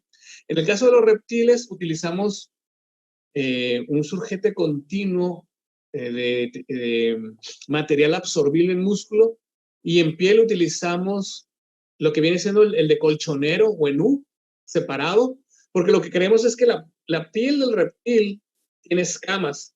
Si nosotros suturamos y la piel hace esto, va a haber contacto de escama con escama y eso no va a cicatrizar. Si intentamos unir los bordes lo mayor posible, en reptil es muy difícil. Entonces lo que queremos con la sutura o el patrón de colchonero o en U separado es hacer esto. Que tenga contacto la parte interna de la piel en ambos lados. Y eso nos va a generar una cicatriz adecuada. Eventualmente con el tiempo la piel va a retomar, con las mudas va a tomar su posición normal. Pero lo que no queremos es que la piel haga esto ni esto. Queremos que esté así. ¿Okay? La temperatura aquí menciona, sí, precisamente este reptil está sobre un tapete térmico y es algo muy importante. En el caso de reptiles, para que tú mantengas un metabolismo adecuado durante el proceso anestésico, es mantener su temperatura dentro del rango que indica para la especie. Y lo usamos de la misma manera para la recuperación o el procedimiento anestésico. Animales más pequeños, como en este caso un camaleón, aquí lo estamos monitoreando con un Doppler fetal para asegurarnos que está vivo. Pero uno de los problemas también comunes es de carácter reproductivo, ¿no? Entonces, incluso aquí ya pueden observar bien el tamañito de este reptil y estamos utilizando precisamente un separador de párpados para poder trabajar dentro de esta pequeña cavidad. En el caso de los camaleones, la incisión no se hace paramedial, incluso se recomienda más lateral, porque su cuerpo está aplastado de lado a lado, a diferencia de los otros reptiles que el cuerpo está aplastado de dorsal a ventral. Entonces, como el cuerpo del camaleón es más aplanado de lado a lado, preferimos que la incisión sea lateral. Ahorita vamos a hablar de tortugas. Entonces, aquí estamos viendo de nueva cuenta a este camaleón, lo decidimos de manera lateral y prolongado. ¿Sí? Aquí estamos retirando un problema de éstasis folicular. Ok, tortugas, finalmente. Ok, la fosa prefemoral, aquí estamos hablando precisamente de esta, ¿no? Tenemos 2 sitios, mencionamos en tortugas, para llevar a cabo el abordaje a la cavidad celómica. Uno es la fosa prefemoral y lo que hacemos es así, de la misma manera, al cierre va a ser igual, pero cerramos primero, ellos tienen lo que vendría a ser un peritoneo muy fibroso. Entonces cerramos ese peritoneo, cerramos músculos y posteriormente piel. Las 3 capas o las 2 capas internas primero con material absorbible y la externa, si es una tortuga manejable, donde nos va a permitir mover esa pata y retirar los puntos, utilizamos material no absorbible. Pero no cuando es una tortuga que nos va a ganar siempre por la fuerza y no queremos volver a anestesiar nada más para retirar puntos, utilizamos material absorbible. Entonces aquí estamos accediendo a se coloca obviamente de lado la tortuga. Aquí nosotros inducimos por lo general, esa es una especie de tortuga del norte de México, es una especie terrestre que se le llama tortuga de desierto y es muy común. Desgraciadamente es más común en las casas que en estado libre. Hay mucho saqueo de la fauna, en especial ella, pero curiosamente se reproduce bastante en cautiverio. Las personas llegan aquí con tortugas de generaciones que se les han reproducido aquí mismo y tenemos que atenderlas, ¿no? Se coloca de lado. Otros casos, sí se me pasó, este es un caso de un lagarto, iba antes. Pero otras razones para entrar a la cavidad abdominal de un lagarto, pues cuerpos extraños. Esta es una iguana negra del género Cenetosaura, donde estamos viendo precisamente una piedra de gran calibre que le estaba generando gastritis, no quería comer, había un poco ya de gas. Cuando hay algún proceso inflamatorio dentro de la cavidad, el animal deja de tener motilidad y eso nos genera complicaciones. Pues aunque pareciera que una piedra las podemos encontrar en algunos casos en animales silvestres, cuando ya hay signos de enfermedad hay que retirarla.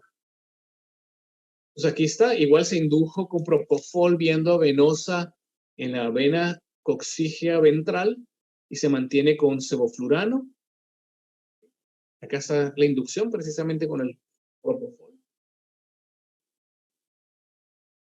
Y bueno, en este caso sí necesité un poco más de manos. En ocasiones necesitas tener un ayudante, sobre todo cuando no quieres contaminar el área. Y finalmente retiramos esta piedra aquí. Para las personas de Sudamérica que no sepan, esos son 50 centavos mexicanos. Es una moneda muy pequeñita. Pero para el reptil, o sea, era de una piedra de buen tamaño que le estaba generando problemas. El cierre igual, hacemos el cambio de guantes también. No hacemos el cambio de traje quirúrgico a menos que te hayas contaminado, pero por lo general cuando trabajas con animales pequeños, estás nada más utilizando tus manos. Entonces, igual para evitar la contaminación de la cavidad y poder cerrar, haces el cambio nada más de guantes y de instrumental si es que está contaminado, ¿no? Otra de las razones por las cuales podemos entrar a la cavidad prefemoral en tortugas es precisamente cuerpos extraños. Aquí estamos viendo una tortuga que tiene una impactación tremenda, ¿no? De intestino, ¿sí? Con una gran cantidad de tierra y piedras, empujando incluso a los pulmones. Entonces, aquí lo que hacemos es anestesiamos, nos gusta anestesiar de nueva cuenta, como les mencioné, las tortugas con propofol en la vena subcarapacial. La tortuga ya está anestesiada, se relajan, ya no pelean, y entonces ya le colocamos una sonda endotraqueal, la fijamos y se mantiene con gas y se mantiene el monitoreo, ¿no? En este caso, si no puedes acceder a la vía prefemoral, pues tendrás que optar por hacer tu incisión en el caparazón. Entonces, algo que es muy importante cuando llevas a cabo esta incisión es mantener fría la superficie. La sierra va a cortar y va a generar calor. Si genera demasiado calor, va a lastimar los vasos sanguíneos y las células, los osteoblastos eventualmente. Y una de las razones que decían, ¿por qué no cerró mi caparazón? Puede ser, si hubo demasiado calor, entonces las células ya se murieron, se cauterizaron y no tuvieron la capacidad de regenerar y cicatrizar. Otra razón puede ser que cuando tú levantas ese caparazón, no debes de cortar el cuadrado completamente sin separarlo de lo que viene siendo el peritoneo, porque ahí en el peritoneo están vasos sanguíneos que irrigan también esta porción del esternón. Entonces, si tú retiras estos vasos, obviamente no va a haber un aporte sanguíneo y ese tejido se va a morir. Entonces, debes de tener cuidado con mantener la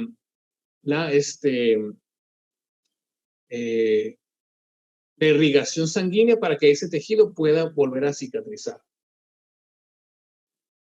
Aquí estamos viendo, en este caso, vasos sanguíneos importantes, como son en el caso de las tortugas, la vena abdominal es doble en este caso. Entonces, de nueva cuenta, podemos entrar a cavidad y retirar aparato reproductivo. En ocasiones ya vienen complicados los casos. Sí, María Fernanda, lo que mencionaba eso, el calor.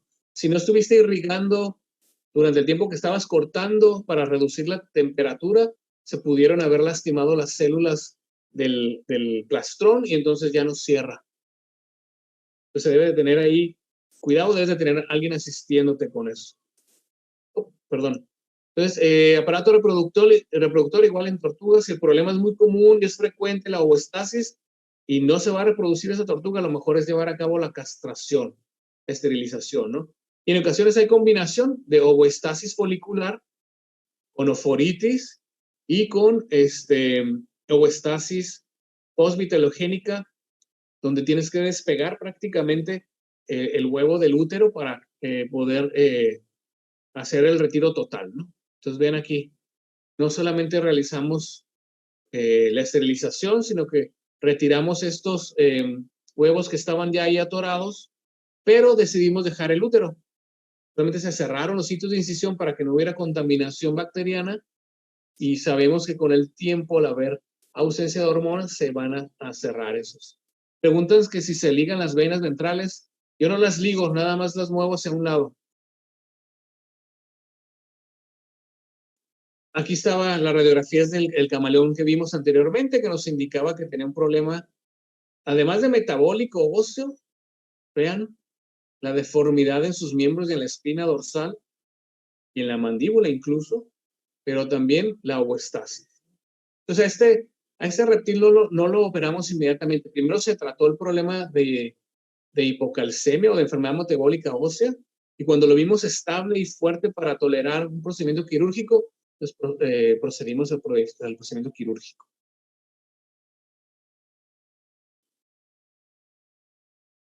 En quelonios, de nueva cuenta, otras razones que, aparte de las reproductivas, como mencionamos, es la presencia de cuerpos extraños o lo que viene siendo obstrucciones intestinales. Menciona que si hay machos, si hubo fecundación, sí, pueden eclosionar, se pueden incubar. Pero la mayoría de las veces cuando vemos el problema es porque precisamente son tortugas o reptiles que están solos. Es más común verlo porque precisamente no hay una estimulación hormonal, entonces se genera la ovoestasis.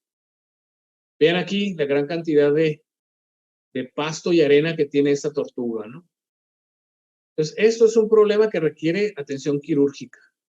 Incluso hemos visto algunas tortugas tienden al síndrome de pica y comienzan a comer arena, y en ocasiones vemos cómo esta arena sale, incluso cuando le damos terapia de líquidos primero para ver si podemos incrementar la motilidad, incrementamos la temperatura, le damos analgésicos, y en ocasiones comienzan a sacar, se retoma algo de la motilidad, pero si el problema ya es muy crónico, lo que se forma dentro es un lodo que no te permite realmente recobrar la motilidad. Entonces ya requiere cirugía, y aquí precisamente a través de la fosa prefemoral hacemos una incisión y extendemos el intestino en su sitio en donde esté el bloqueo, hacemos una incisión y manualmente retiramos todo el material que está generándonos ahí una obstrucción en esa tortuga.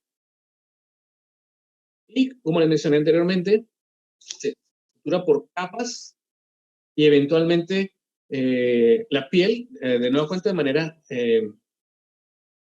con puntos en U para permitir una buena cicatrización. El dolor lo manejamos nosotros postquirúrgico principalmente con tramadol y meloxicam. A veces tenemos acceso a buprenorfina y utilizamos buprenorfina también. Y esas son las dos maneras principales en que lo hacemos, ¿no? Muy importante siempre contar con alguien que nada más esté enfocando a la anestesia cuando estás trabajando para que te permita llevar a cabo tu procedimiento sin distracción y tú te puedas enfocar, porque recordemos que no nada más es el hecho de estar trabajando en un paciente pequeño, sino el manejo delicado de tejidos y necesitamos que sea lo más rápido posible también. Bueno, creo que eso es todo lo que tengo. Aquí les dejo una vista del desierto del norte de México. Es un sitio de mis favoritos para ir a hacer caminatas. Se le llama el Cañón de Guadalupe. Esto es en época de primavera, cuando el desierto, después de las lluvias, florea y es todavía la temperatura agradable para andar caminando ahí. Entonces, desde aquí les mando un saludo y espero que les haya servido esta plática. Y si ahora sí, todas las preguntas que tengan y si estamos todavía en tiempo. Menciona Rafael Dionisio sobre tortugas acuáticas. Sí, lo que hacemos para tortugas acuáticas es que después de colocar el plastrón, utilizamos un acrílico y después del acrílico en ocasiones utilizamos un silicón y esperamos que cerciorarnos que se haya sellado bien ese silicón y entonces ya la tortuga acuática puede regresar al agua. A ver si no se me pasó otra pregunta.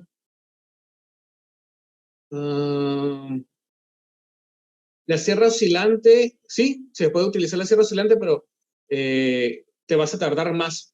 Tiene que ser muy fuerte y muy filosa para cortar. Pero nosotros usamos una sierra completa.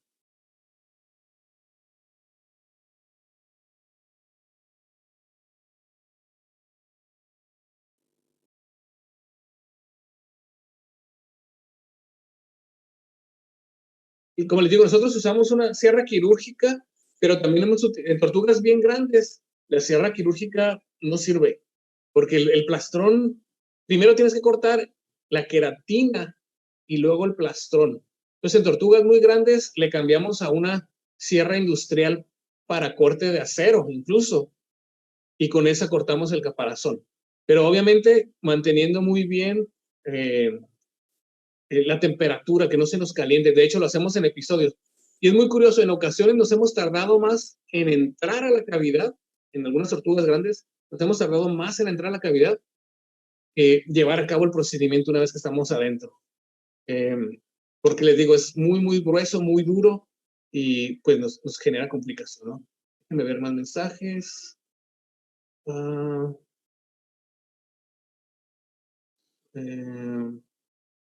Tiempo de cirugía. Bueno, híjole, yo procuro que la mayoría de mis procedimientos no pasen de 45 minutos. Es así como en mi mente es 45 minutos lo que me doy. Pero si me paso una hora y mientras el paciente está estable, no me preocupo. Pero procuro que mis procedimientos no rebasen 45 minutos. Obviamente, mientras más práctica vayas generando, pues van a ser más rápidos.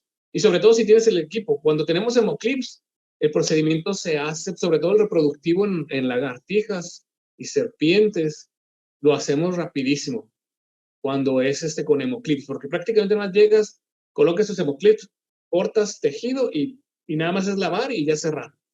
Entonces, te digo, el mayor problema es que el equipo lo tenemos, pero lo que escasea bastante es la grapa quirúrgica y es cara. No sé cómo estén ustedes allá con esto. Digo, yo estoy batallando bastante y las cuido como oro, ¿no? ¿Qué más? Analgésicos en quelonios igual. Utilizamos buprenorfina o tramadol y meloxicam.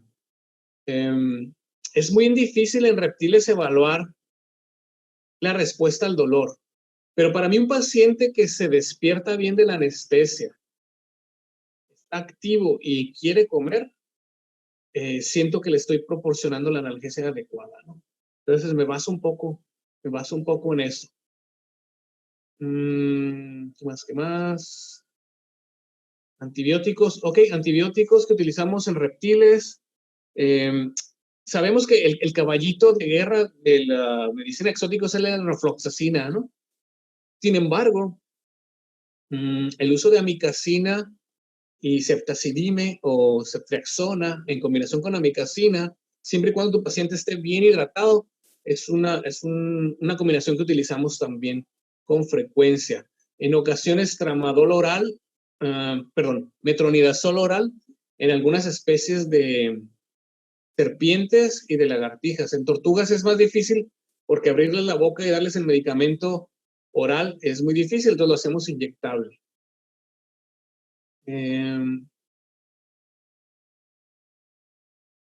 ¿Durante cuánto tiempo? ¿Durante cuánto tiempo la terapia de antibióticos? Va a depender si había contaminación o no había contaminación cuando tú entraste y si pudiste lavar. Pero por lo general se recomienda, como esta terapia de amicacina con ceftazidime es no recuerdo si es cada 48 o cada 72 horas, no te quiero mentir, pero como es cada más de una ocasión, un par de días, mínimo recomendamos 7 aplicaciones del tratamiento. Eso es lo que hacemos en los casos que vemos que hay contaminación, lo que nos asusta o nos preocupa una infección, ¿no? Mencionan, a ver, no sé qué me pasó aquí. Después de la cirugía, la terapia de dolor, se modifica hasta por cuánto tiempo. Ok. ¿Por cuánto tiempo? Los antibióticos, por lo general los analgésicos, de 5 a 7 días nada más. Porque yo quiero ver al reptil o al ave que comiencen a consumir alimento y a manifestarse como normales lo más pronto posible.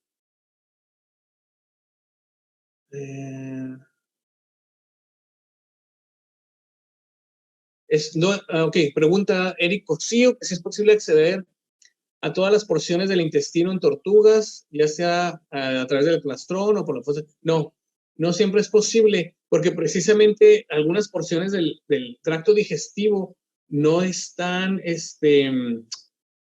no se estiran lo suficiente o están unidas a sus tejidos de posicionamiento dentro por ejemplo, una cirugía de estómago en tortuga, tienes que forzosamente entrar a través del plastrón. No lo podrías hacer a través de femoral. Algo que me faltó mencionar, a través de la prefemoral podemos entrar a vejiga también en tortuga. ¿Okay? Antibiótico en colonias, ya lo respondimos ahorita. Metronidazol puedes utilizar o puedes utilizar ceftazidime con amicacina. En el caso similar a un periquito australiano, dice, en este caso la palpación se siente sólida, se le hizo rayos X y abarca más de la mitad de su cuerpo, desde cloaca hasta casi llegar al corazón. Se sospecha de un lipoma. Y aquí, a lo mejor antes de entrar a cirugía, una citología por punción de aguja fina sería importante para saber antes en qué te vas a meter, ¿no? Yo recomendaría eso. El costo que usted maneja para cirugía de estas especies, pues una cirugía en tortugas la podemos llegar a cobrar acá, o por lo menos yo, a lo mejor soy muy barato, no sé, pero en 5,000 pesos. Algunas personas, pues, puedo asegurar que te cobran mucho más. Sin embargo, lo que yo he visto es que en algunas ocasiones las personas no invierten. Entonces, he estado manejando los precios ahorita de tal manera que me permita hacer mis procedimientos y me permita ser rentable. Ya cuando quizás me convierta en la necesidad número 1 de mis clientes, pues quizás ya ahí pueda subir mis precios de acuerdo a mi experiencia o al éxito que tenemos, ¿no? Witsi menciona en cuanto a la hidratación, ¿qué soluciones llega a utilizar para el manejo transoperatorio? Por lo general les damos preoperatorio líquidos, subcutáneos, Harman, o postoperatorios, pero durante el procedimiento quirúrgico, a menos que sea no, es que si es un paciente deshidratado, ya sea ave o reptil, yo no los opero. Tienen que estar bien hidratados. porque es un riesgo entrar a hacer un procedimiento anestésico quirúrgico en una ave o un reptil deshidratado. Entonces, más que yo querer mantener la hidratación durante la cirugía, no, prefiero que mi paciente, a veces me espero 1 o 2 días, lo rehidrato y entonces sí, si lo veo estable y me puede reducir los riesgos, ya entro a cirugía. Aquí menciona, es recomendable realizar inicialmente una biopsia incisional a esa neoplasia. Ajá, Héctor Martínez estaba recomendando, muy bien. Desde Quintana Roo, ok. Habrá que ir a visitar las playas ahora que las abran. Ojalá. Dice, la tortuga acuática, ¿haces algo adicional con la anestesia inhalada? Ok. Con la anestesia inhalada no hacemos nada distinto, salvo que, pues, por lo general los reptiles, después de que termines tu procedimiento, te van a exigir asistencia. Bueno, durante el procedimiento y después del procedimiento te van a exigir, primeramente, asistencia respiratoria. Pero lo que sí sabemos es que después de un tiempo de oxigenación, los reptiles tienden a mantenerse dormidos, porque tú les estás manteniendo oxigenados. Entonces su cerebro no hay necesidad de respirar. Entonces, una vez que nosotros vemos que muy probablemente ya sacamos todo ese gas que estaba dentro de ese reptil, una vez que vemos con el Doppler que se está manteniendo una frecuencia cardíaca estable y está comenzando a elevarse, desconectamos el oxígeno y damos asistencia nada más con una bolsa de ambú. Y lo que estamos esperando es que se comience a elevar el CO2 sanguíneo para que entonces los despierten el cerebro y empiecen a respirar. Pero es muy variable. Hay tortugas que te pueden tener ahí 1 hora o hasta 6 horas ahí asistiéndolas, ¿no? Entonces, eso es lo difícil nada más en cuanto a la recuperación de reptiles. ¿Es posible anestesiar totalmente inyectable? Sí, aves y reptiles, sí, he hecho procedimientos con solamente inyectable, pero en reptiles, principalmente ketamina y dexmedetomidina en tortugas, para procedimientos simples, como por ejemplo colocar un tubo esofágico para dar alimentación. Lo hacemos en ocasiones nada más con ketamina y dexmedetomidina y se revierte con atipamezol. Dice, tengo una rapaz con un balín en cavidad por debajo del músculo pectoral. ¿Cuál sería el mejor acceso? Por debajo del músculo pectoral, pero no atravesó la quilla y el esternón. Cierto es que existe el riesgo de intoxicación por plomo en algunas de estas aves, sobre todo si el material es de plomo, porque hay de cobre también, y sí se recomienda retirarlos, pero acceder al músculo, pues la realidad es que yo lo localizaría exactamente, haría una incisión directa a través del músculo, controlando hemorragias con un electrocauterio y sacaría con unas pinzas de lagarto ese balín. Si estuviera dentro de la cavidad, quizás me atrevería mejor a utilizar un endoscopio y una pinza para retirarlo. Porque lo más seguro es que esté el organismo encapsulándolo. A ver, vamos viendo. El Cañón de Guadalupe sí es bellísimo. Común casos de ruptura de vejiga en tortugas. Más que ruptura hemos visto, sí se presenta, pero no muy seguido. Lo que hemos visto más que nada es lesiones producto de urolitos, de ácido úrico en vejiga, en tortugas, y donde tenemos que entrar a retirar ese urolito. Es lo que más hemos visto. En caso de depresión cardiorrespiratoria, ¿se puede hacer uso de oxapram? Sí se puede usar. En el caso de las aves, por lo general, cuando una ave entra en un paro cardiorrespiratorio, ya se fue. Ven la luz al final del túnel y se van volando. Muy difícil sacar a las aves de una depresión cardiorrespiratoria. Es más, en mi, no sé si larga o corta vida, yo creo que es corta, algunos dicen que ya es larga, he podido rescatar 3 aves nada más de un paro cardiorrespiratorio. ¿Cómo? Pues haciendo todos los procedimientos que conocemos de asistencia respiratoria, dando adrenalina y siendo persistente, ¿no?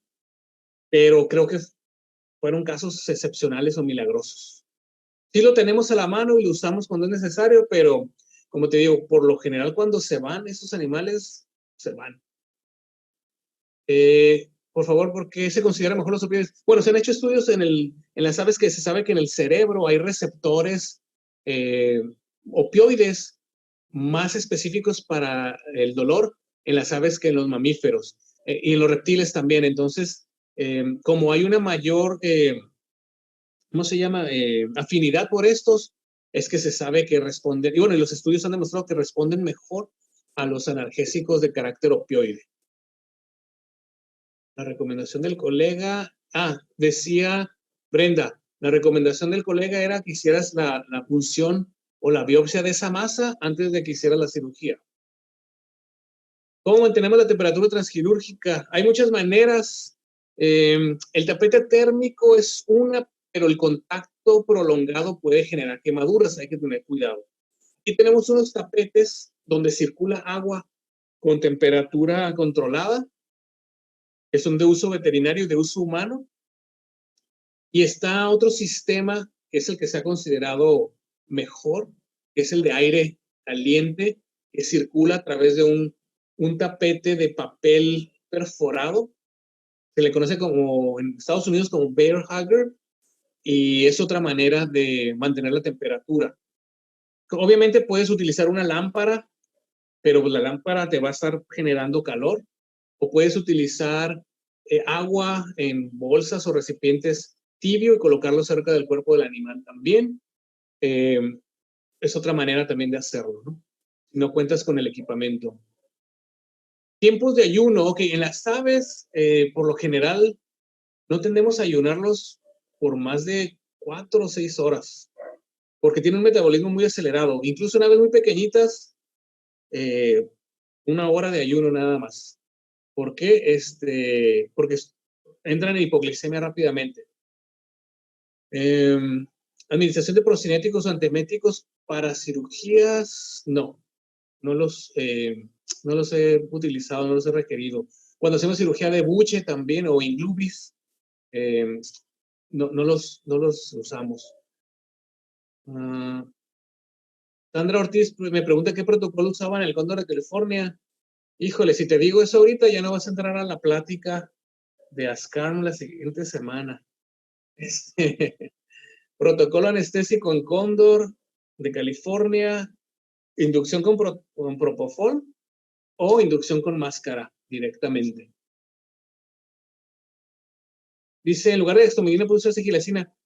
Sí, las dosis, por lo general, te voy a jurar que no me las recuerdo porque son tantas las especies. Algo que yo recomiendo siempre es tener tu manual lo estoy buscando, pero no lo tengo a la mano, lo tengo en otro cuarto, pero tu manual formulario de medicamentos exclusivos para animales exóticos lo tienes que tener. Yo, a pesar de los años, yo sigo consultando.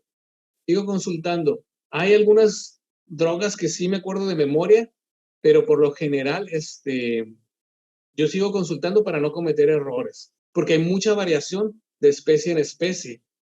¿Okay? Entonces, mi recomendación es eso. Puedes usar gilacina también en algunas combinaciones. De nueva cuenta, la afinidad que tiene la dexmedetomidina se considera que es mucho mayor a los receptores de los alfa-2, entonces es mucho más potente, ¿no?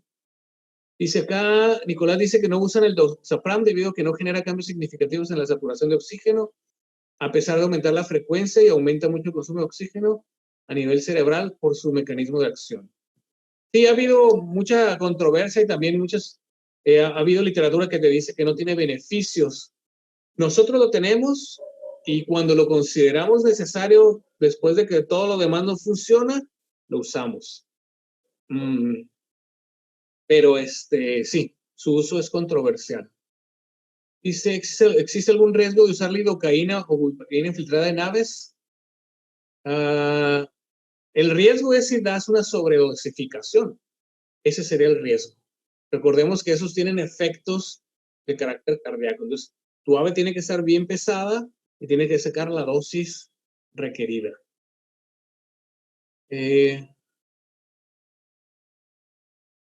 Acá menciona Nicolás de nueva cuenta que considera que el efecto negativo es mayor a lo que les aporta. Recomendaría otro opioide aparte del bupropión naves. Como mencionamos, la buprenorfina la hemos utilizado y el tramadol en combinación con un AINE. Un AINE los utilizamos. Preguntan aquí si van a subir esta plática a algún lado. Vi el foquito que se está grabando. Me imagino que sí, pero ahorita que el moderador nos confirme.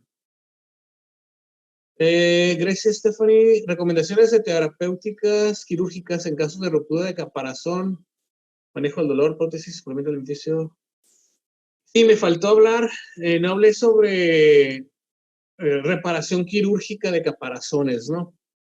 Va a depender del daño que tenga. Hay casos que no son reparables y que no hay que hacerle de héroe, pero por lo general cuando son fracturas lineales o curvas, pero que te permiten reposicionar el caparazón, lo que hacemos simplemente son amarres con acero quirúrgico, utilizando tornillos de un lado al otro lado de la fractura, y eso ayuda a unir la fractura, a generar una cicatriz, y sobre esta, por lo general, colocamos una capa de acrílico dental, se vuelve firme, y sobre todo en especies acuáticas que necesitamos que entren al agua, con mayor razón se les sella también eso por fuera. Igual el manejo de dolor, como lo hemos venido mencionando. Prótesis, no sé a qué te refieres exclusivamente prótesis. Suplemento alimenticio que utilizamos, pues la mayoría de las tortugas cuando son herbívoras es prácticamente hacer un licuado con pellets para tortuga y algo de frutas, y si tiene una sonda esofágica por ahí se lo damos. Y las que son de carácter carnívoro, puedes utilizar, sobre todo las carnívoras son acuáticas, algo que utilizamos es el atún en agua, molido también, y lo puedes dar como una fuente de suplemento. Ya existen productos como Oxbow que te ayudan a suplementar los requerimientos de algunas especies y también los tenemos. De nueva cuenta, aquí lo que te dicta utilizar una cosa u otra, pues va a ser la capacidad de tu cliente de cubrir los gastos, ¿no? Porque Oxbow es muy caro y una lata de atún es baratísima. Entonces, claro que tú siempre le vas a ofrecer lo máximo a tu cliente, pero a veces el cliente no tiene la manera de cubrir los gastos y eso no implica que deseches el caso. Hay que tener al plan A, B o C para ayudarle a ese paciente. O por lo menos así es como lo vemos nosotros aquí. Butorfanol sí se puede utilizar en aves, es un agonista antagonista, tiene cierto efecto analgésico cuando lo combinas sobre todo también con un AINE o con un alfa-2. Pues, en avestruces, por ejemplo, en ratites lo utilizamos bastante el butorfanol. Aquí el moderador nos está diciendo que la plática sí se sube. ¿Okay? Ok, otro procedimiento, Camilo menciona el prolapso del pene, quelonios. ¿Cómo lo manejas? Pues va a depender del origen. A veces es hipersexualismo, a veces es porque existe un objeto extraño de obstrucción que empuja al hemipene y sale, ¿no? Entonces, lo que se hace, manejo principalmente, o siempre las primeras 24 horas, dependiendo de cómo llegue, pero las primeras 24 horas es un manejo médico tratando de reducir el edema que se forma, ya sea utilizando soluciones glucosadas. Si no se reduce y no lo podemos regresar y hacer una jareta o 2 puntos al lado de la cloaca, entonces sí se recomienda la amputación. Y la amputación es muy sencilla, realmente. Tienes que anestesiar a tu paciente, colocas un clamp, cortas con electrocauterio, si gustas colocas un par de suturas ahí y se acabó el problema. Diana María Ruiz Quintero, se llama Oxbow. Déjame escribirlo. Esa es la marca de estos productos. Ok, menciona Laura Sotelo de los cuerpos grasos. En aves en cautiverio y sobre todo en citácidos vas a encontrar grandes cantidades de grasa. De manera normal las encontrarías en galliformes, en anseriformes y en algunas rapaces bien alimentadas. Pero más bien esta grasa no está en cuerpos de grasa, sí está alrededor del mesenterio, alrededor del intestino, ¿sí? Y la verdad es un problemón cuando tienes que entrar a aves que son muy, muy obesas de esta manera, ¿no? Sí es un problema. Y como te digo, en algunas especies es normal, galliformes y anseriformes por lo general tienden a mantener esta grasa abdominal. Loros, guacamayos en cautiverio que se les alimenta con pura semilla van a tender a eso también. Y aves rapaces que están muy bien alimentadas y poco ejercitadas.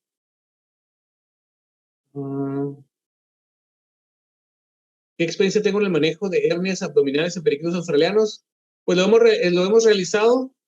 También cuando la hernia es producto, o cuando en la hernia no hay suficiente tejido para cerrar, tenemos la malla quirúrgica para corrección de hernias. Entonces, esa malla haces una pequeña figura y la vas a colocar primero, las suturas a la cavidad abdominal, sobre esas cierras. Entonces, precisamente en el ave de ayer que mencioné, ese periquito australiano, pensamos que quizás fuese necesario colocar la malla, pero eventualmente desistimos, ¿no? Y solamente la cerramos de manera. Creo que ya fueron todas las preguntas, no sé si se me pasó alguna. Creo que ahí están. Entonces, pues por mi parte es todo. Les puedo poner mi correo electrónico si quieren comunicarse y consultar algo. Y en Facebook me pueden encontrar por mi nombre o también pueden buscar este espacio que tengo. Uy, perdón. Lo pueden consultar y también el de mi hospital. De mi hospital veterinario. El Facebook. ¿Sí? Gracias a todos.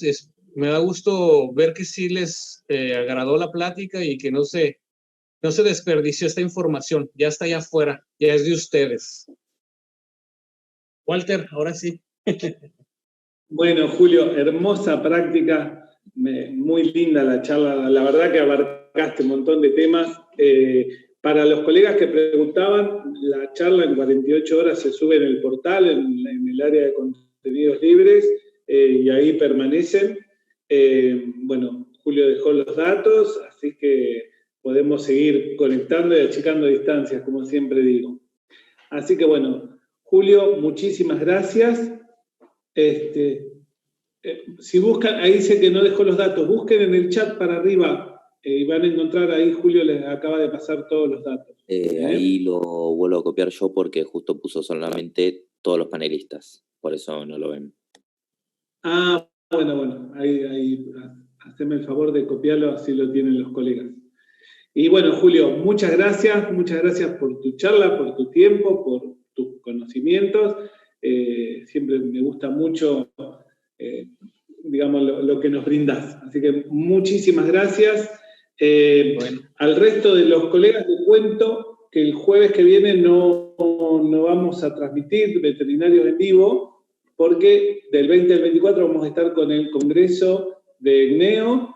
Los invito a que se sumen, está toda la información y cómo ingresar, cómo inscribirse en el foro y en la página del portal. Así que, si Dios quiere, nos vamos a estar viendo el jueves próximo, no el otro, y el jueves próximo nos vamos a ver en el Congreso virtual.